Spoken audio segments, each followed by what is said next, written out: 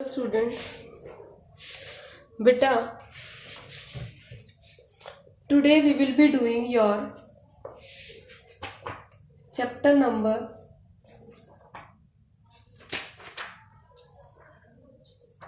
10. What is the date today, beta? Today is 29 October. What is date? 29 October. And today we will start your chapter Employment and Unemployment. Chapter number 10. Employment and Unemployment.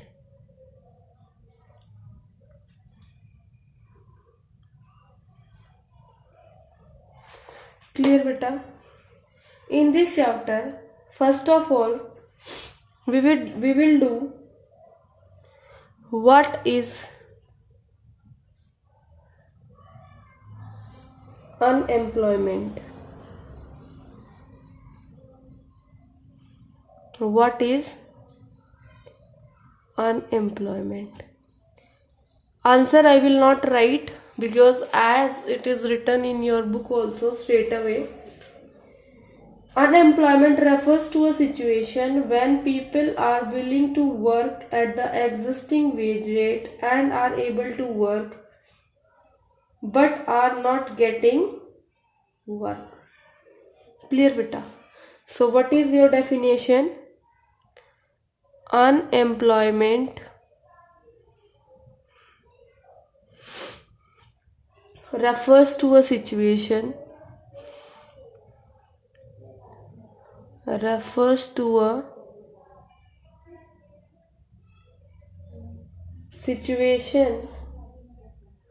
when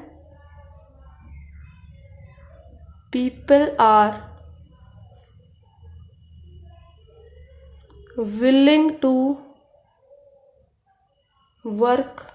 willing to work at the existing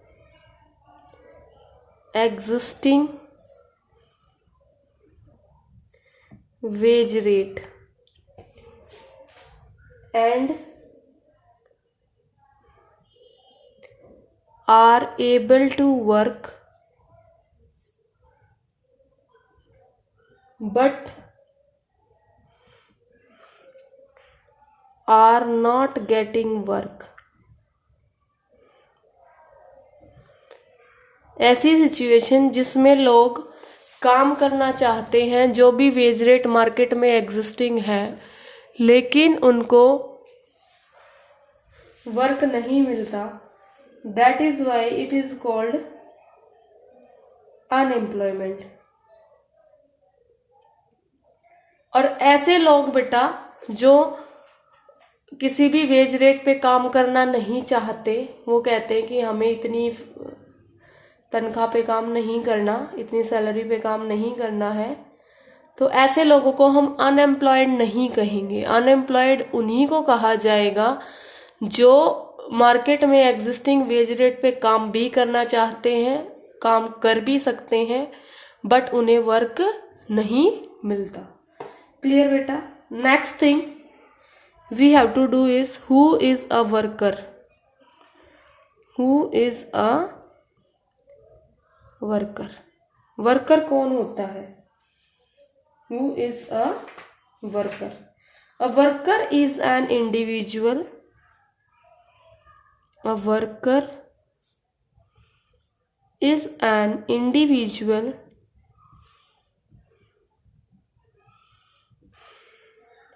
who is engaged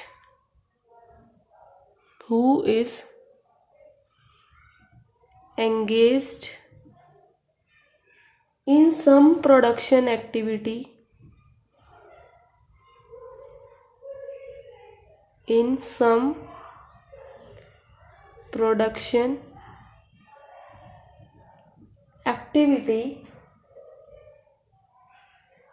एक worker वो होता है बेटा जो किसी ना किसी production activity में अपने आप को इंडल्ज रखता है एंड प्रोडक्शन मीन्स जिससे कोई ना कोई आउटपुट होता हो, that is called your production activity, and contributes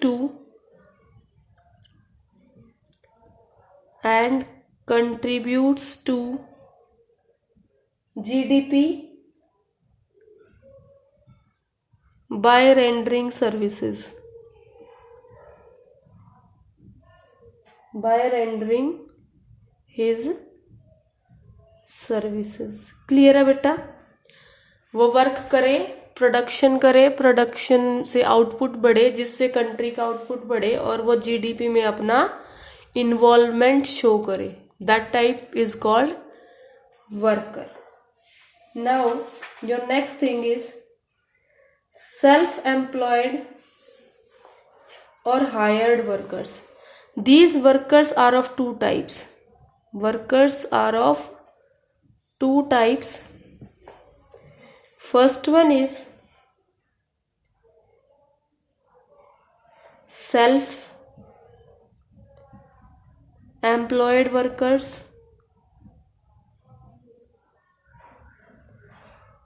Second one is beta hired workers।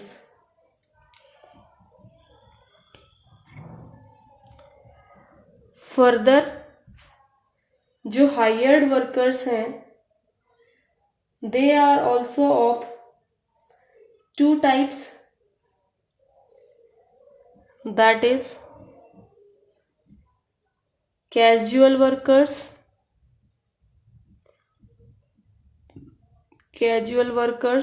And regular workers. अब आपके सेल्फ एम्प्लॉयड वर्कर्स कौन से होते हैं बेटा? आप ध्यान से सुनना, क्योंकि आपकी बुक के अंदर ये बहुत ही सिंपल लैंग्वेज में लिखा हुआ है, मैं दोबारा नहीं लिखना चाहूंगी। Self employed workers are those workers who are engage in their own business and own profession. ऐसे लोग जो अपना खुद का बिजनेस करते हैं उनको बोला जाता है self employed workers. For example a farmer who is working on the farm और an entrepreneur who is working his own factory. इन चारों की डेफिनेशन मैं नहीं लिखवाऊंगी, you have to write definition of all these yourself, write and learn all these four definition yourself, because I will just explain you. ठीक है बेटा? Okay, the next one is hired workers. ऐसे workers जिनको company या कोई भी individual higher करता है और उनकी सर्विसेज के बदले में उनको वेजेस या सैलरीज प्रोवाइड करता है, या फिर बेटा कोई पेमेंट इन काइंड करता है। पेमेंट इन काइंड पैसे ना देके कुछ और फॉर्म में पे करना, that is called hired workers. For example, a teacher working in a school, a proofreader working in a publication house. So many more examples can also be there, but this much is sufficient for you. Now we will move to your casual workers. What are your casual workers?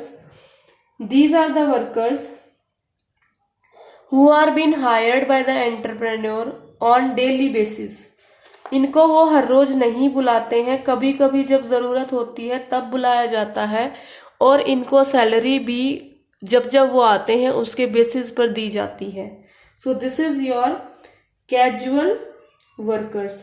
और ऐसे workers को social benefits like provident fund, gratuity और pension नहीं दी जाती है। ठीक है बेटा? इनको रेगुलर बेसिस पे नहीं बुलाया जाता, इनको सैलरी भी जब जब वो आते हैं तब तब मिलती है, और इनको पेंशन्स, ग्रेच्युटी और आपके जो प्रोविडेंट फंड है उनमें इनका कोई रोल नहीं होता है। Then is your regular worker. Regular worker just इसके ऑपोजिट होते हैं। कैसे? इनको डेली बेसिस पर रखा जाता है, इनकी हर मंथ सैलरी बनती है for all the days they are coming as per their leaves, that all adjustments are been done.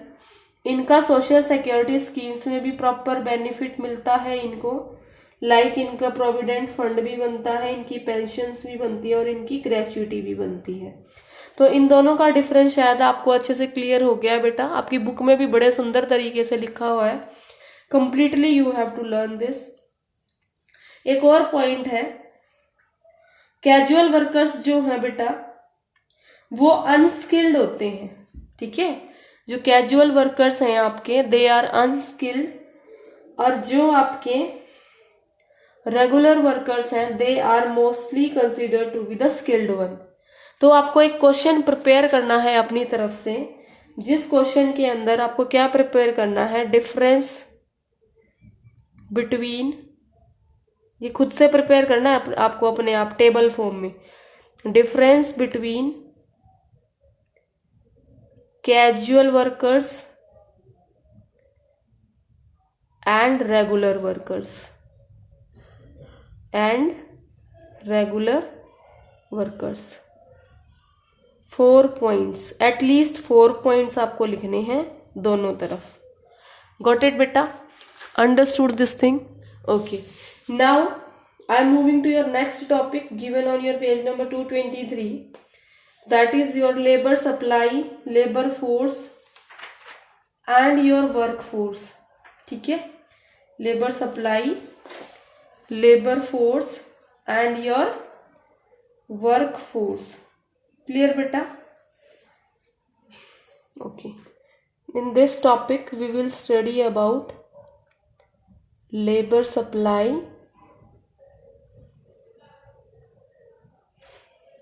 labor force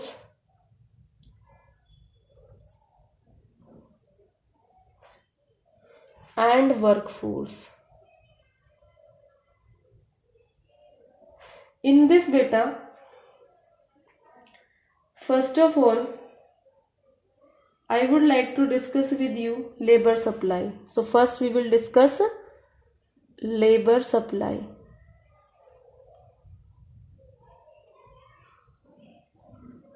Let's start. It refers to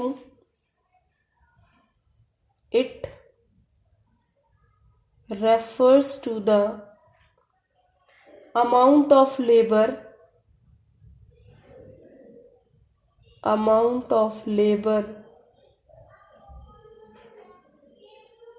that the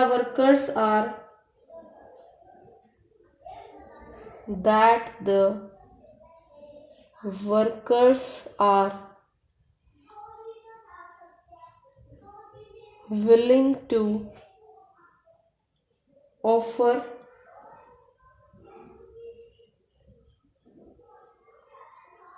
corresponding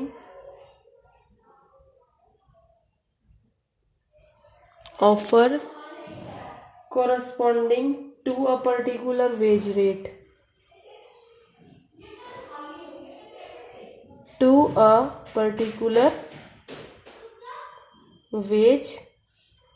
एक particular veg rate के हिसाब से ये work करते हैं।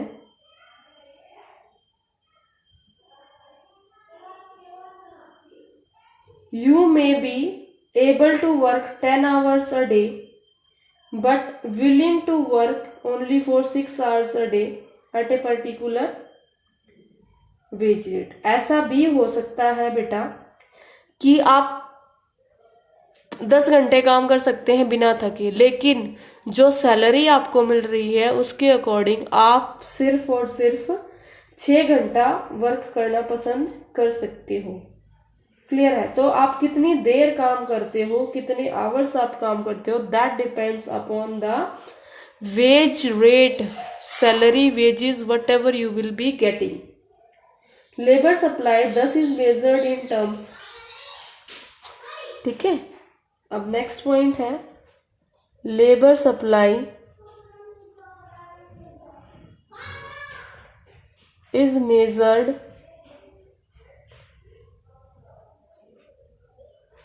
in terms of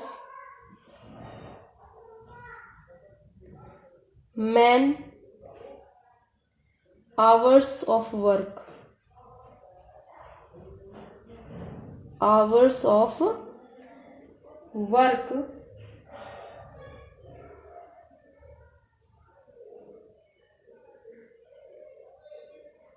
It is always estimated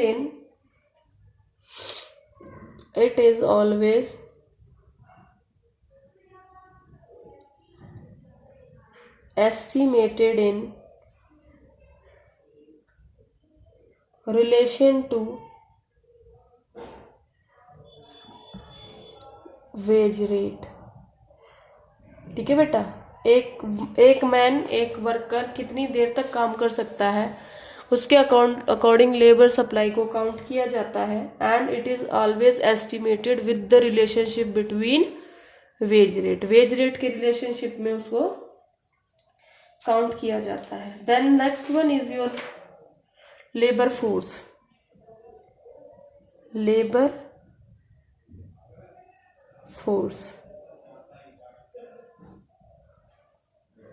It refers to the workers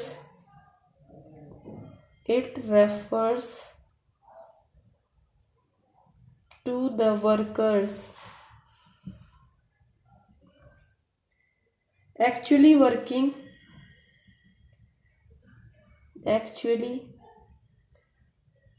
working or willing to work।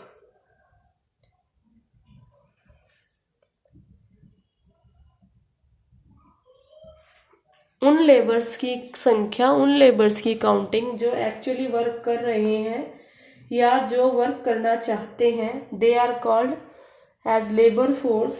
It is not related to veg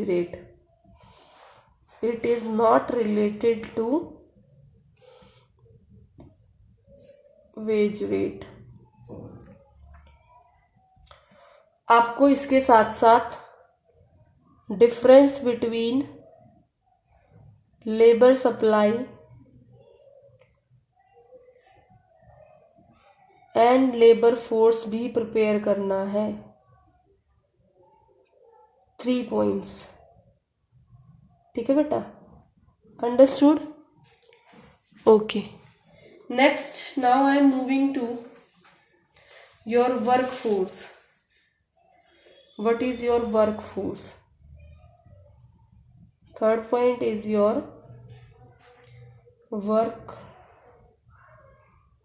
force. Clear beta? So what is your work force? Work force refers to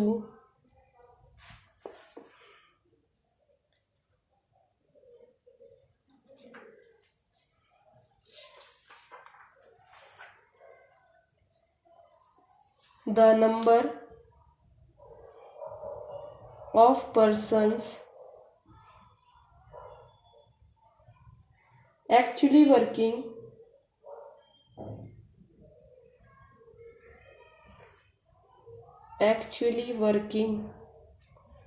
and does not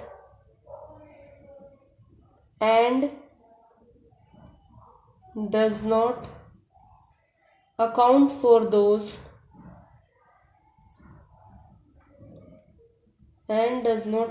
for those who are willing to work but not working। सिर्फ वो लोग जो काम कर रहे हैं उनको work force में काउंट किया जाता है। उसके अलावा किसी भी इंसान को वर्क फोर्स में काउंट नहीं किया जाता। क्लियर बेटा? तो work force is equal to labour force minus number of persons not working but are not willing to work. इसके अकॉर्डिंग बेटा हम नंबर ऑफ पर्सन्स अनएम्प्लॉयड भी निकाल सकते हैं। नंबर ऑफ पर्सन्स अनएम्प्लॉयड, ये अगर आपको निकालना हो तो कैसे निकलेगा?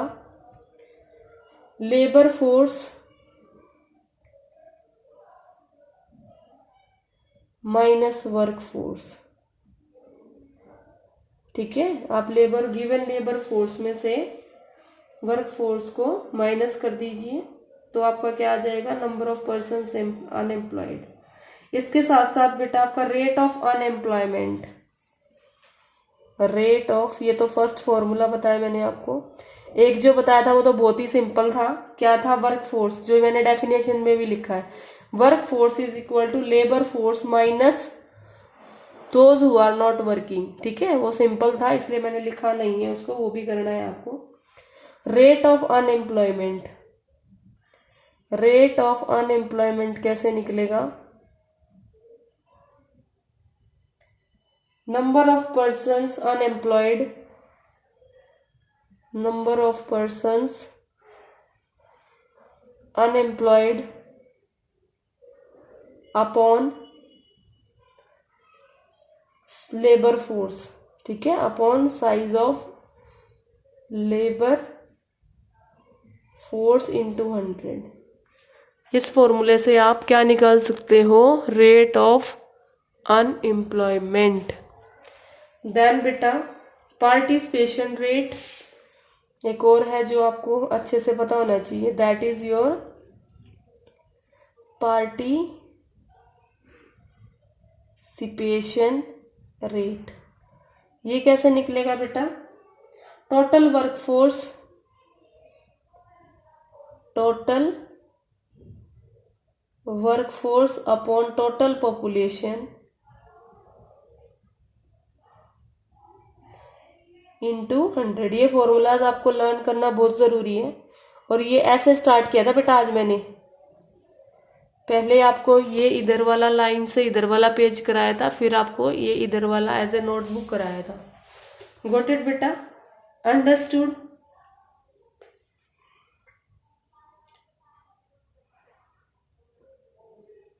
Now the next thing is we have to move on the next page.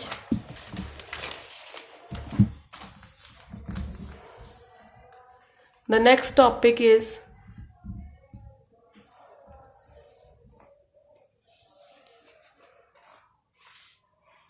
size of workforce in India. Second topic है, it is in your book 2 page number 225, that is size of workforce in India. This is the topic we will be doing. Here are some important facts. ठीक है, first point is India has, simple sentences है, India has a workforce of nearly 40 crore people. 40 crore लोग जो हैं India की population के workforce में count होते हैं। Then is about 70% of workforce comprises of male workers। 70% male workers हैं, 30% are female workers.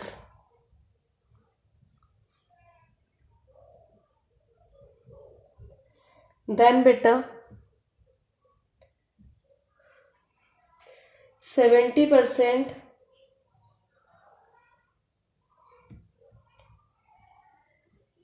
workforce is found in rural areas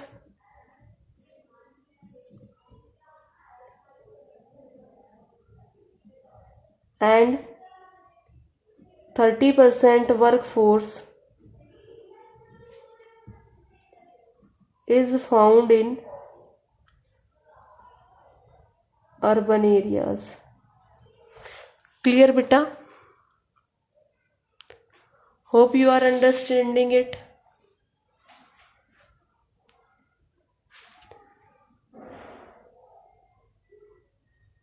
now बच्चे एक बार फिर से देख लीजिए, ये आपका India has a work force of nearly 40 crore. 40 crore जो है वो पीपल वर्क फोर्स में होते हैं। 70% मेल वर्कर्स हैं, 30% फीमेल वर्कर्स हैं, और 70% work force is found in rural areas and 30% of workforce is found in urban areas. Then fourth one is your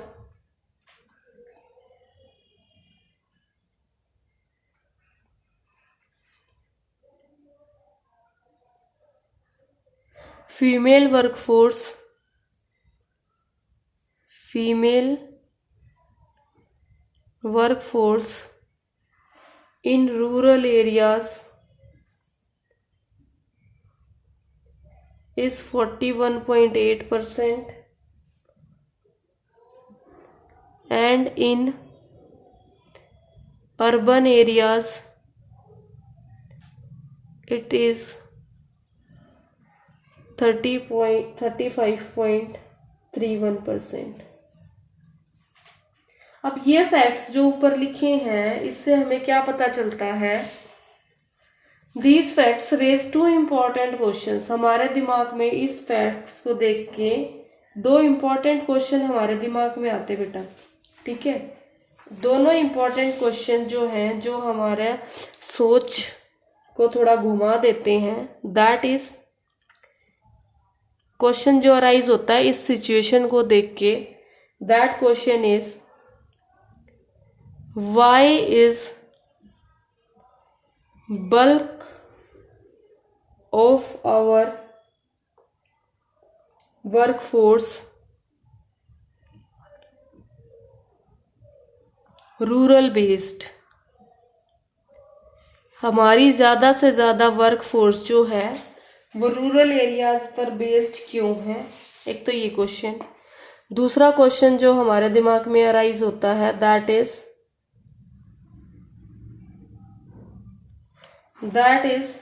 why is the percentage of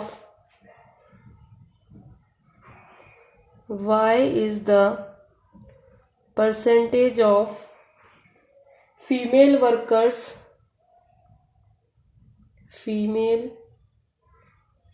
workers low and lower still in urban areas।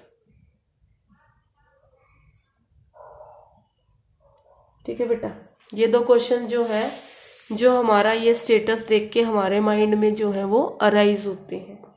First question is, जो हमारे गांव हैं वहीं पर ज्यादा opportunities है,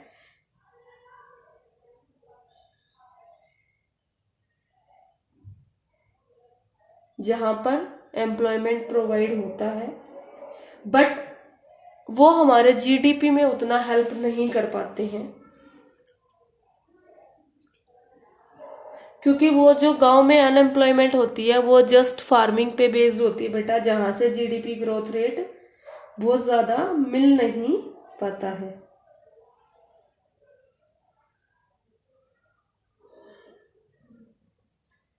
is it clear बेटा?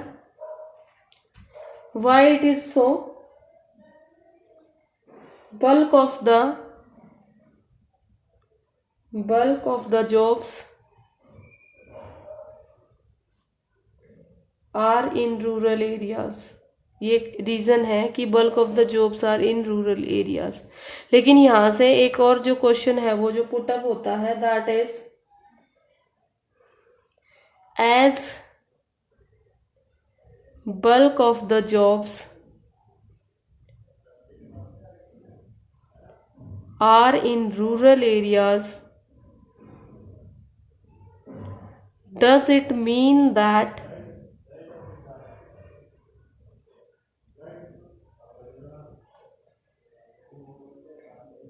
our GDP is derived from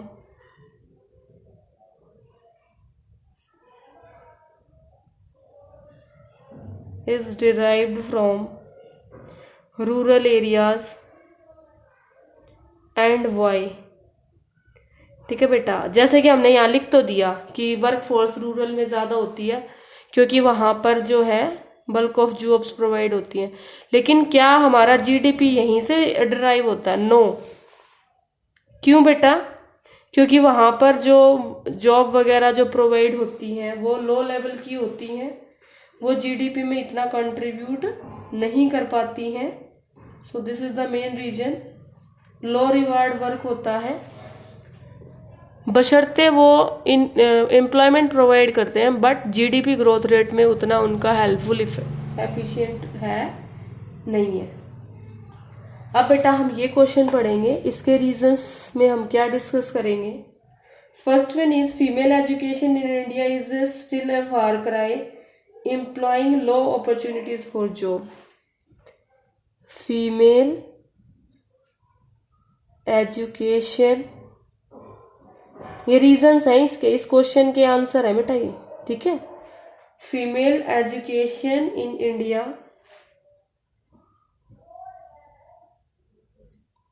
is a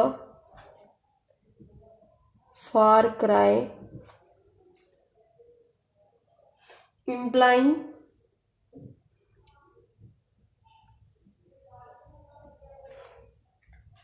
low opportunities for jobs।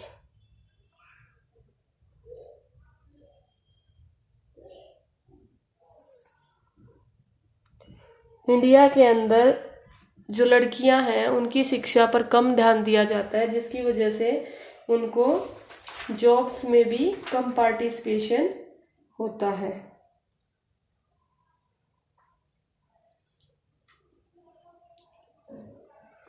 Job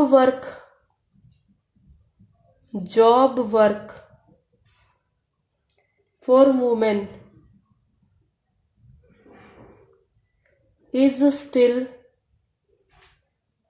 governed by family decisions।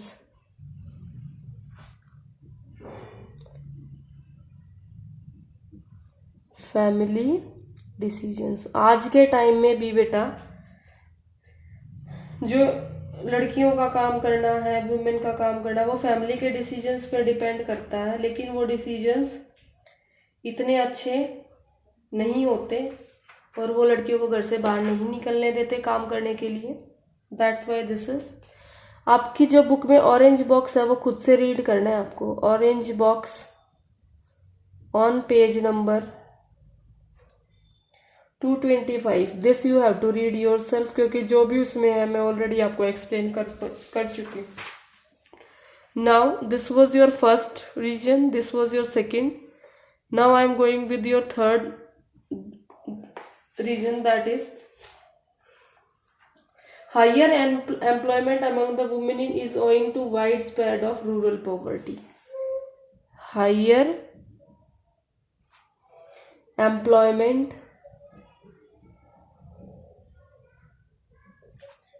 among women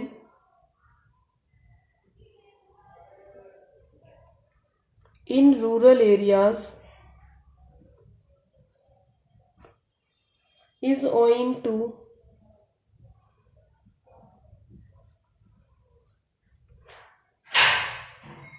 widespread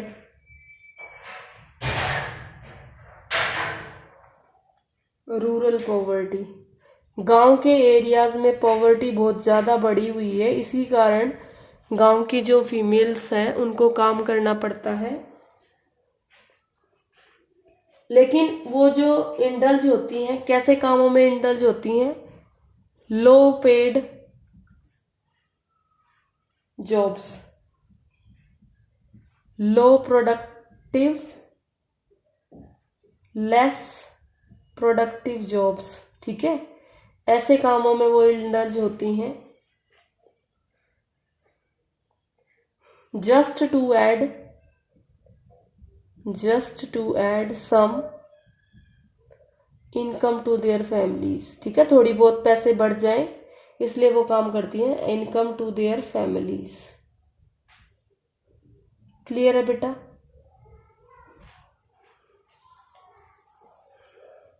और कुछ को तो जो जॉब है वो हार्वेस्टिंग सीजन पे सीजन वाइज भी मिलती है। ये पैराग्राफ है आपके पेज नंबर 226 पे, ये वाला आप पूरा थोरोली इसको रीड कर लेना। मोस्टली मैंने आपको करा दिया है। Now I am moving to your blue box. Blue box, page number 224। Heading is why do people work and why should we study about working people? Why should we study about working people? ये जो blue box है आपका page number 224 पे। There are 3 factors explain why do people work। क्यों काम करते हैं तो आपको ही पता होगा। People work to earn a living, ताकि वो अपनी लाइफ को अच्छे से डील कर पाए। Employment infuses in us a self esteem, हमारे अंदर कॉन्फिडेंस आ जाता है। And it contributes to the GDP of nation, और ये किसी भी कंट्री के जीडीपी में हेल्पफुल होता है। सिंपल लैंग्वेज में लिखा बेटा, first one was to earn living, अपनी फैमिली को लीड करने के लिए, उनकी लिविंग में ध्यान रखने के लिए कि उनके खर्चे कैसे चलाएंगे हम। दूसरा, जब कोई वर्क करता है ना, उसके अंदर सेल्फ कॉन्फिडेंस आता है, सेल्फ एस्टीम बढ़ जाता है उसका। एंड थर्ड, इससे किसी भी कंट्री का जीडीपी ग्रो हो सकता है। I am not writing because I am reading from your book only. Then is your beta 4 factors explain why studying about working people is important। हमें क्यों पढ़ना चाहिए about this। ये क्वेश्चन मैंने डिस्कस कर लिया आपसे, why do people work। इसके 3 factors हैं that are mentioned in your books, you have to do। Now I am discussing with you why should we study about working people। उनके बारे में पढ़ना क्यों जरूरी है। That is studying about the employment offers insights into the quality and quantity of human resource। जब हम पढ़ते हैं ना वर्क फोर्स के बारे में, तो इससे हमें क्या पता चलता है बेटा, what is we come to know about, we come to know about quality and quantity, quality and quantity of human resource. ठीक है, हमें अपनी कंट्री के ह्यूमन रिसोर्स की क्वालिटी और क्वांटिटी के बारे में पता चल जाता है। देन बेटा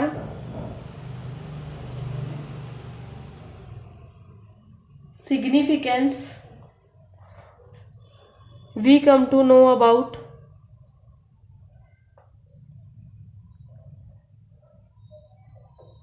significance of various sector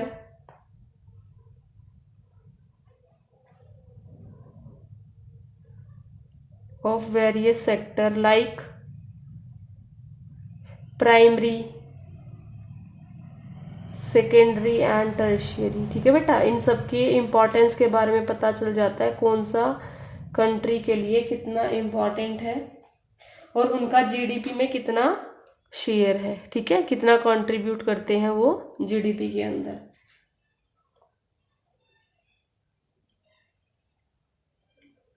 helps in analysing social issues. जब हम पीपल की, वर्किंग पीपल के बारे में पढ़ते हैं तो हमें क्या हेल्प मिलती है, help in analysing social issues. मैंने लैंग्वेज चेंज करके लिखे हैं, you can read out from your book also। social issues like work environment, social issues like work environment and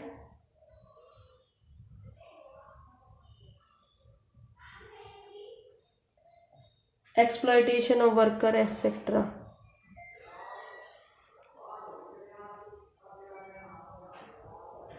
exploitation of workers etc. Then बेटा it offers inputs for man power planning. ये man power planning मैंने आपको पुराने chapters में बहुत अच्छे से पढ़ाया था, तो मैं जल्दी से इसको फिनिश अप कर देती हूँ अब आपका।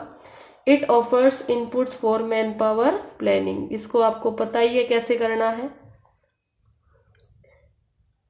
जब हमें पता ही नहीं होगा वर्किंग पीपल कितने हैं तो प्लानिंग क्या करेंगे, तो उसके लिए हमें पहले पता होना चाहिए वर्किंग पॉपुलेशन कितनी है। So today from my side your work is over and you have to read now till page number 229। Read till page number 229।